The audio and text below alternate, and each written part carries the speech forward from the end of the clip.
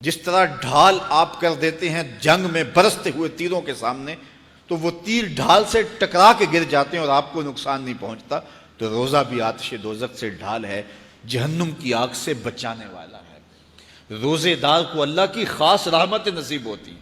ایک حدیث میں آتا ہے کہ روزے دار کو دو خوشیاں نصیب ہوتی ہیں۔ ایک خوشی اسے تب ملتی ہے جب وہ روزہ کھولتا ہے، جب سارے دن کی بھوک اور پیاس کاٹنے کے بعد شام کے لمحے ہوتے ہیں اور پھر روزہ منزل تک پہنچتا ہے، تو کس مسرت اور خوشی اور سرشاری کے عالم میں روزہ دار ہوتا ہے کہ شکر ہے کہ اتنی لمبی اور اتنی سخت گرمی کے ماحول کی شدت کے باوجود اللہ تعالیٰ نے مجھے روح منزل کیا۔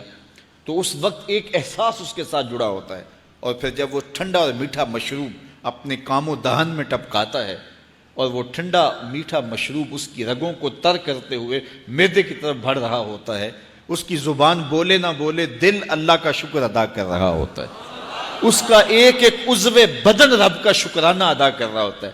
وہ ٹھنڈا اور میٹھا مشروب رگوں کو تر کرتا ہوا آگے بڑھتا چلا جاتا ہے، لیکن شکرانے کا وہ پیکر بن جاتا ہے۔ وہ ایک مسرت، ایک خوشی کا عالم ہوتا ہے کہ روزہ بھی نب گیا، سارے دن کی تکلیف بھی کٹ گئی، اور اللہ نے مجھے افطار کے لمحوں تک پہنچایا۔ فرمایا روزے دار کو ایک خوشی تب ملتی ہے جب وہ روزہ کھولتا ہے، وَفَرْحَةٌ عِنْدَ لِقَاءِ رَبِّهِ، اور دوسری خوشی روزہ دار کو تب ملے گی جب روزے کے صلے میں اللہ اپنا دیدار عطا فرمائے۔ بنی آدم کے جتنے بھی عمل ہیں 10 سے لے کر 700 گنا تک اس کا ثواب اولاد آدم کو اس کا دیا جاتا ہے۔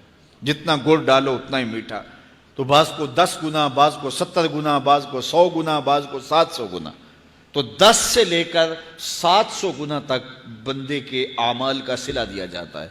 لیکن میرے حضور نے فرمایا لیکن روزہ جو ہے اللہ فرماتا ہے وہ میرے لیے ہے اور اس کا اجر میں خود عطا کروں۔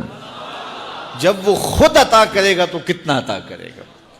سخی اتنا بڑا ہو تو پھر کیا عطا کرے گا؟ بلکہ بعض نے اس کو عجزی بہی کی بجائے عجزہ پڑھا ہے بصیغہ مجہول، کہ روزہ میرے لیے ہے اور اس کی جزا میں خود ہوں۔ باقی اعمال کی جزا جنت ہے، جنت کی نعمتیں ہیں اور بہت کچھ ہے، لیکن روزے کی جزا میں خود ہوں۔ اور جس کو وہ خود مل گیا پھر جنت میں مل گئی، جنت والا جو مل گیا پھر جنت بھی مل گئی، جنت کی نعمتیں بھی مل گئیں۔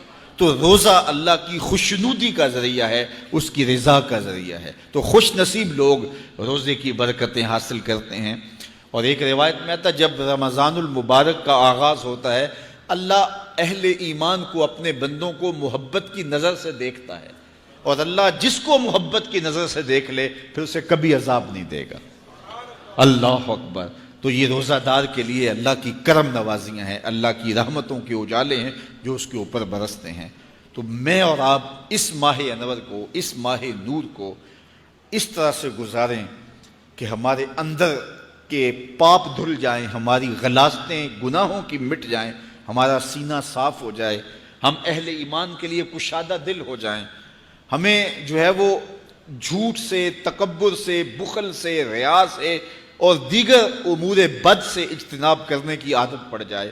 روزہ جو سکھانا چاہتا ہے ہم وہ اس سے سیکھ لیں، اور روزے کی برکات ضبط نفس کی صورت میں ہمیں نصیب ہو جائیں، تو ہم روزے کے بعد بھی، ماہ صیام کے گزرنے کے بعد بھی ایک نئی زندگی لے کر، ایک تازگی لے کر، ایک نور و روشنی لے کر کے جو ہے وہ معاشرے کے، اسلامی معاشرت کے ایک اہم فرد کی صورت کے اندر جو ہے وہ سامنے آئیں۔ تو اللہ اس ماہ صیام کی برکتیں ہمیں نصیب فرمائے۔ ہر سال مہینہ آتا ہے، گزر جاتا ہے، ہم پورا مہینہ بھوک کاٹتے ہیں اور پھر وہاں کے وہاں ہی کھڑے رہتے ہیں، تو پھر ہمیں سوچنا چاہیے، لیکن اگر تبدیلی آتی ہے تو پھر شکریہ ادا کرنا چاہیے۔ آج کی اس تاریخ میں ہم عزم کر کے اٹھیں کہ ہمارا یہ ماہ صیام ہماری زندگی میں ایک سنگ میل ثابت ہوگا، اور ہم ایک نئے بانکپن کے ساتھ، نئے عزم کے ساتھ یہ مہینہ گزاریں گے اور ضبط نفس سیکھیں گے اس مہینے سے۔